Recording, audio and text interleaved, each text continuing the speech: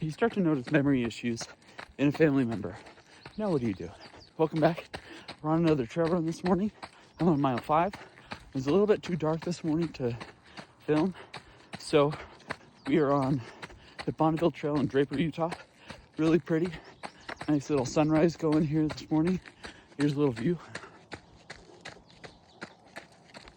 So, not all memory loss is Alzheimer's disease. We talked a little bit about this, but let's dive in a little bit more. Memory loss can be very commonly depression, anxiety, sleep issues, vitamin B12 deficiency. It can be thyroid disease. It can be a form of vasculitis. It can be a number of things that we can find in the brain. So one of the first things you can do is express your concern to other family members and to the family member that you're concerned about. Then I would schedule an appointment with a primary care provider you trust who will be willing to run some of these labs. And we prefer in neurology a brain MRI. On the brain MRI, we commonly see things like white matter disease and shrinking of the brain.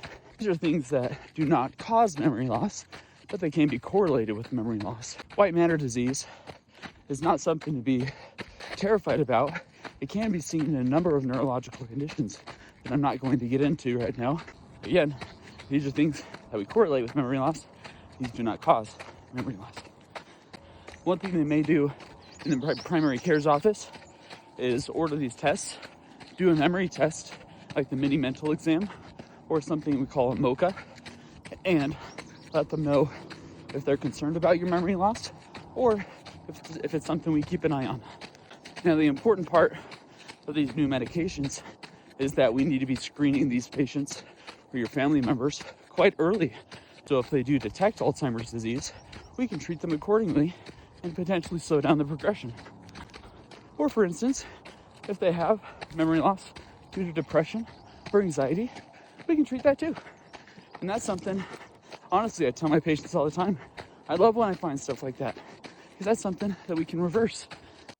So to sum things up, if you start to notice in your family member that they're missing medications, they're repeating questions, they're getting lost while driving or in familiar places, it's worth getting evaluated. It's worth getting looked at. Bring them into your primary care's office and we can get their memory tested. One of the biggest mistakes I see is that you ask yourself, and this is a totally normal question to ask, is you want to wait and see if this is normal aging. Don't wait. Get them tested, at least yearly, and we can just make sure that everything's going normal objectively.